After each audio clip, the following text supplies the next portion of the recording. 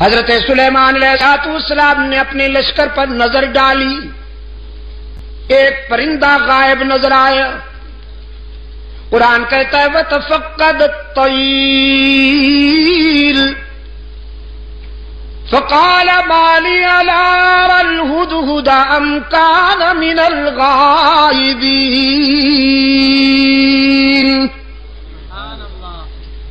حضرت سلیمان علیہ السلام نے ایک پرندے کو غائب پایا،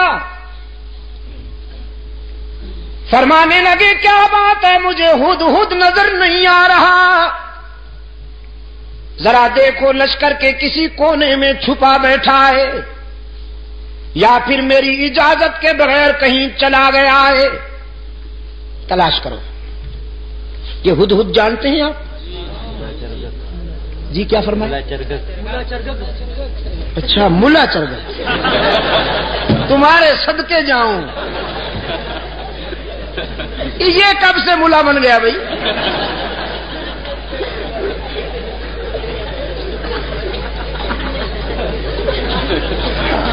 اور آپ کو یہ اتھارٹی کس نے دی ہے کہ جس پرندے کے بھی ذرا بال ادھر ادھر ہو جائیں آپ اس پہ ملا کا ٹائٹل فٹ کر دیں؟ یار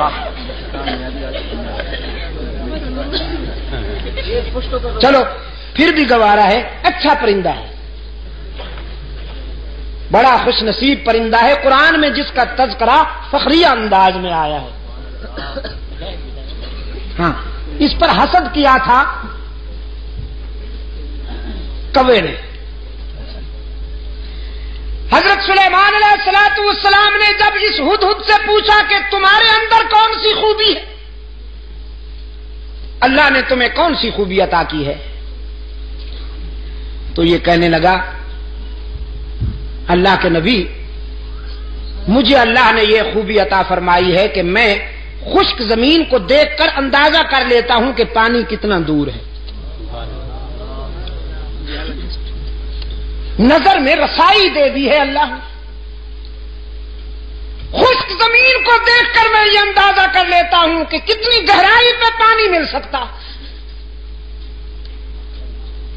حضرت سلیمان علیہ السلام نے فرمایا بھی تم تو بڑے کام کے ہو، ہمیں ویرانوں میں اور صحراؤں میں سفر کرنا ہوتا ہے،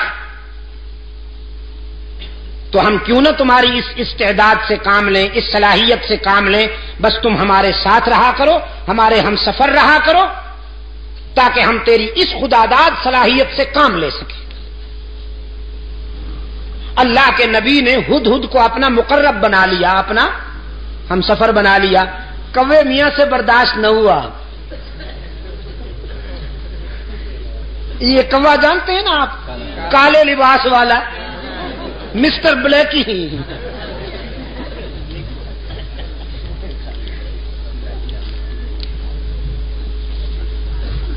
اس جنس سے ایسے فیصلے برداشت نہیں ہوا کرتے۔ اللہ کے رسول صلی اللہ علیہ وسلم نے صدیق اکبر کو اپنے پہلو میں سلا لیا، کبو کو برداشت ہوا نہیں ہوا، بڑی سخت تکلیف ہے بیچاروں کو۔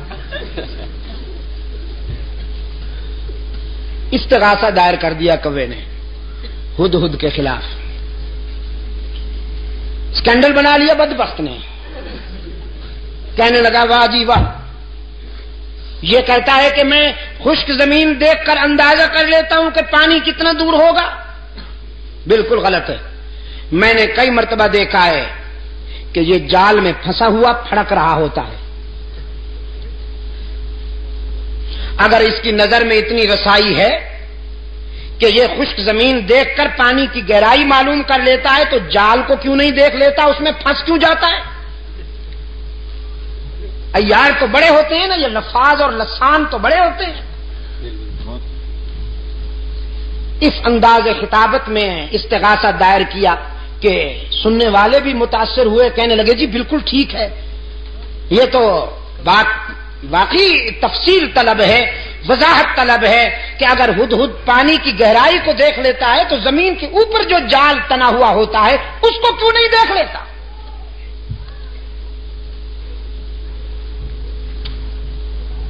حضرت سلیمان علیہ الصلوۃ والسلام کی عدالت میں طلبی ہو گئی ہدہد کی. کوا بھی برادری سمیت آ پہنچا.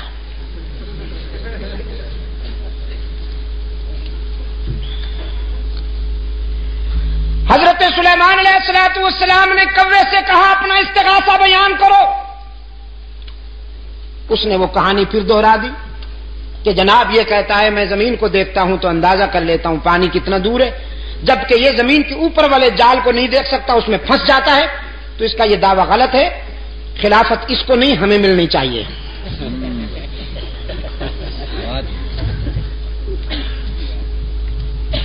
مولانا رومی رحمت اللہ علیہ نے اس سوال و جواب کو منظوم کر دیا ہے اپنی مثنوی میں.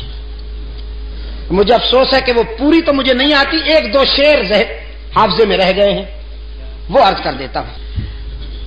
ہدہد نے جب کوے کا استغاثہ سنا تو مسکرا دیا. فرمایا زاغقو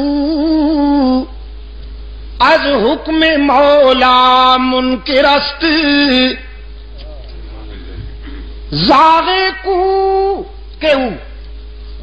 زاغقو از حکم مولا منکرست، 100,000 عقل دارد کافرست.